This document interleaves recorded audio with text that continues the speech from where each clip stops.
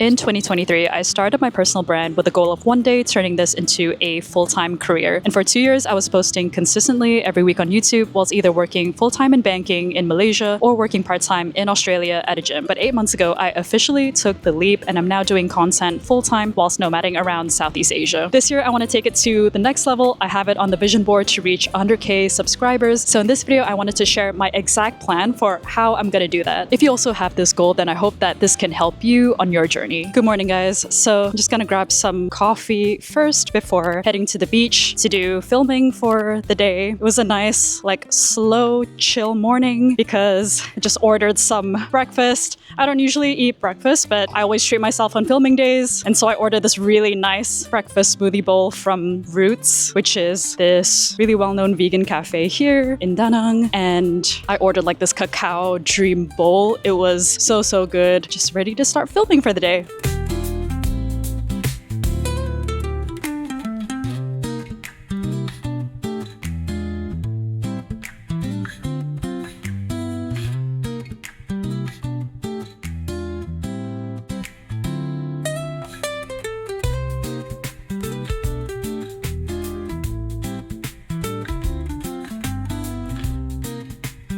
So the first part of the plan is to do what already works, and there's two parts to this. So the first part is to do what's already working and already trending within my niche and the social media landscape in general. The second part is something that most people miss, and that is to do what works well with your audience. And this is something that only just clocked to me very recently because I joined this group mentoring program and someone reminded me that you also need to make content that is gonna be resonating with your current existing viewers, because when more people in your current audience watch your videos, that's going to signal to YouTube that this is quality content and they're going to be more likely to push it out to general viewers. So on that first part, which is figuring out what is working well in your niche already, this is where research comes in. And research is honestly the biggest needle mover when it comes to being successful with content. If you guys are aware of Pareto's principle, the 80-20 rule, it's 80% of your results will come from only just 20% of your inputs. And so with content creation, that 20% is going to be your research and ideation as well as your packaging. And that's going to give you 80% of your results, which is how successful your videos are going to be. So for me, the tool that I use now that's been such a massive game changer is 1 of 10. And essentially it helps to identify outliers within your niche and across other niches really to see which videos are performing exceptionally well for that creator or for that channel. And basically what I'll do, sorry, I keep changing the camera angle only because people are kind of moving around and sitting near me. But anyways, so I like to set filters for 1 of 10 and I'll find videos that have been blowing up and trending within the last 6 months. So I know that it's recent and that it's currently trending right now, because the issue that I used to come across in the past was I would find a YouTube video that was performing really well, but it was posted 3 years ago. And so I tried to sort of take inspiration from the title, the thumbnail, and the topic, but my video just wouldn't hit. And it's because it's not recent enough. And so there's less demand for this topic now and people aren't really searching for it. It's not really trending at the moment. So setting the filter to the last 6 months is a good idea. And the other thing that I filter out for is videos that have blown up from smaller creators, so people with less than 100K subscribers. And the reason why I look out for this is because if you see a video that has a ton of views, maybe 200, 300K, but then the subscriber count for that creator is 5,000, you know that's an outlier video, meaning that it's performing way better than the average video on their channel. And so that's why it's good to look at successful videos from smaller creators. So the second part is doing what already works well with your current audience. So for me, I have gathered enough data over 2.5 years of me posting on YouTube to understand what exactly is my audience looking for, what sort of thumbnails do they click on, and what sort of content do they like to see from me. And from what I notice is that generally people really like when I do my personal vlogs, when I do my 6-month checkpoints for after quitting my 9 to 5 and documenting my whole journey. And so now that's something that I want to really double down on and still present educational content, but in a more personal vlog-like, more casual format. And I think that's going to really help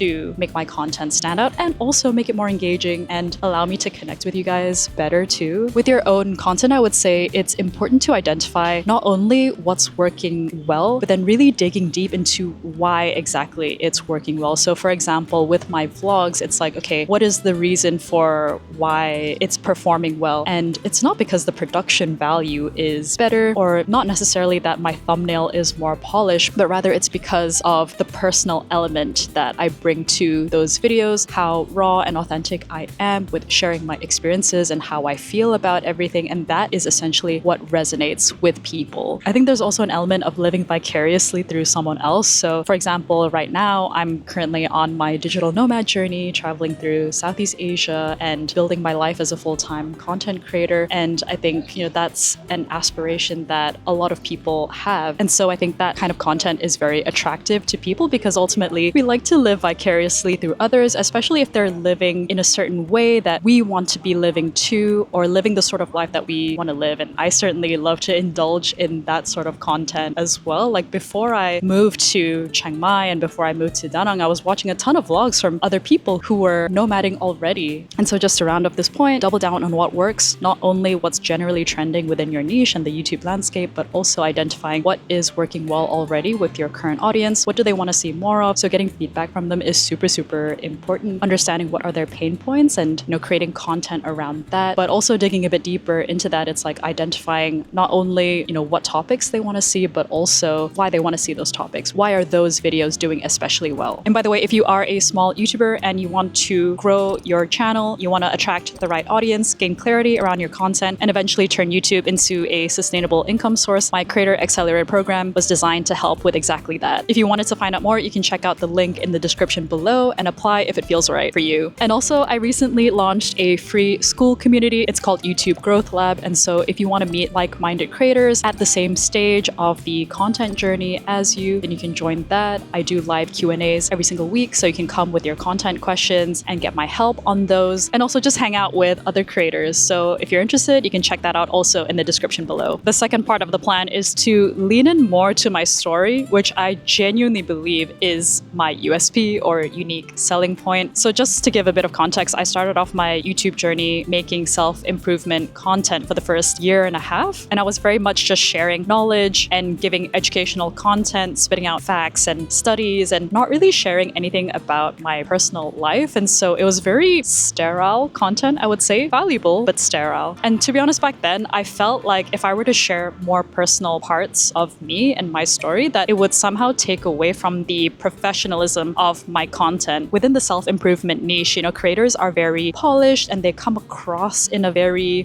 professional way. And so I felt like, okay, me sharing my personal stuff is going to be irrelevant and people are not going to care. But to be honest, what I've learned throughout the years is that actually it would do more good than harm, because then people will actually connect with your content if they know more about you. They know more about your struggles, your journey, what you're going through in real time, and they can follow along with the story, with the journey. And this was really difficult for me to do because there is a transition involved when you're sharing just factual stuff and studies to then talking about you and your own personal experiences. And the way that I started out was just by giving examples from my own life when I was trying to make a point. So just a random example, let's say I was talking about discipline, right? And I start talking about studies related to discipline, but then as the example, I would talk about some experience in my life where I then applied that principle, for example, in my fitness journey. And so I started off with doing that, kind of like sprinkling it throughout my content. And then I started experimenting with creating vlog type content with my Quitting 9 to 5 series. So that's where I document my experience of quitting my 9 to 5 and do like these 6-month checkpoints. And I think it's really nice because then you guys can see the journey from the start till now. So when I first quit my job to when I then moved to Sweden to go visit my family and lived there for 3 months, just trying to recuperate and recover from burnout. So when I moved to Australia under a working holiday visa and was working as a gym receptionist whilst I was trying to build the channel and build the business, and till now where I'm digital nomading around Southeast Asia. So it's nice that we can share that journey together. And so my plan for the rest of the year is to double down on that sort of content. So what I've been experimenting with recently and what I'm doing right now is to show you guys snippets of my life and to present my educational content in a way that is in a vlog type format. So chats on the beach with my Osmo and not filming inside my room with like my professional filming setup, the camera camera and lights and all that stuff. And I do think that blending these two things together is very unique, and so far it's been performing well, and so I'm going to continue doing that. And on that note, being unique is honestly such a superpower when it comes to growing on social media, because you don't need to necessarily have the most amount of knowledge or be like the expert in the niche, but if you can somehow differentiate yourself, then that is ultimately what's going to be engaging to people and why people want to follow along on your journey, and how you're going to stand out essentially amongst the sea of other creators talking about the exact same thing and teaching the exact same topics. So if you have the goal of reaching 100k subs this year too, then I really want to invite you guys to sit down and have a think about what you feel makes you and your content unique. What parts of you and your personal story and your experiences can you double down on so that you stand out amongst the crowd? That could be in the format in which you film your videos. So let's say you create software engineering content, but maybe you want to experiment with what I'm doing, which is doing it in like a vlog type format, so it's less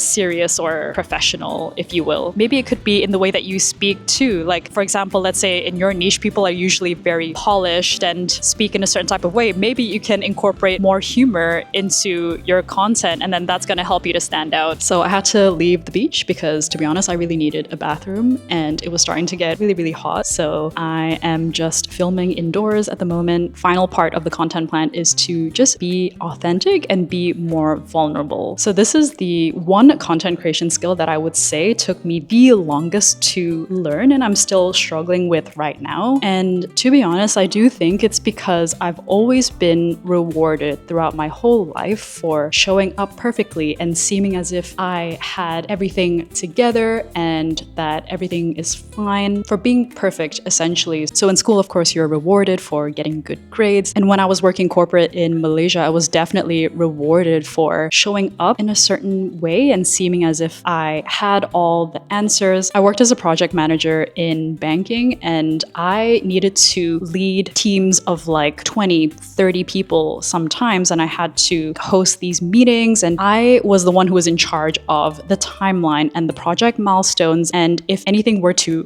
up in the project, I would be accountable for it because I had to present project updates to C-suite level executives, and it was definitely the kind of role that required perfection and required you to show up as someone who had all the answers and who had everything together. And so throughout my whole life, I've always been wired to be that person. And with content, that's actually pretty detrimental, and that's something that I've had to really unlearn. And from actually speaking to my audience, that's the opposite of what you guys need. You guys have been telling me to share more of the ugly sides of my journey and how you really just want to see more of the behind the scenes. You want me to talk about what I'm struggling with and the things that didn't work, because that is often more valuable than knowing, you know, all the good stuff and the things that have worked, because then you don't have to repeat the same mistakes. And also it helps you to feel less alone in your journey. You feel like, okay, this person is relatable because she also makes mistakes. She's also figuring things out. And to be honest, like, it is very, very hard for me to do. And I'm slowly over time just introducing more of that into my content. And I started off with my newsletters. And so recently in the past few months, I have been sharing the more vulnerable sides of my journey, the stuff that hasn't worked. I've talked about me needing to pivot my content because my second offer that I tried to launch just failed and didn't really do so well. And so I had to repivot back. And already I've started to see results with that. So with the newsletter articles where I share the more vulnerable sides of my journey and the more uglier sides of things, where I'm sharing stuff that didn't work and the mistakes that I made, I noticed that the number of clicks on the CTA, or the call to action at the end of my articles, just doubled or tripled with those articles. And also with my videos, I noticed that the retention rate for the ones where I am sharing more vulnerable things and I am talking about the less glamorous sides of my journey, that's when you guys watch my videos for longer. And so there's definitely a lot of value in sharing the bad or ugly side of things. And so just to round off this point, it's so rare to see people being so open about the parts of their journey that aren't so great and the mistakes that they've made. And that is exactly what is going to make you stand out on social media. Because to be honest, it's a very scary thing to do. And by doing that, it really just sets you apart. And it's going to also help you to build a much stronger connection with your audience, because you're not trying to portray yourself as like this infallible character that has all the answers, because people can smell right through that bullshit.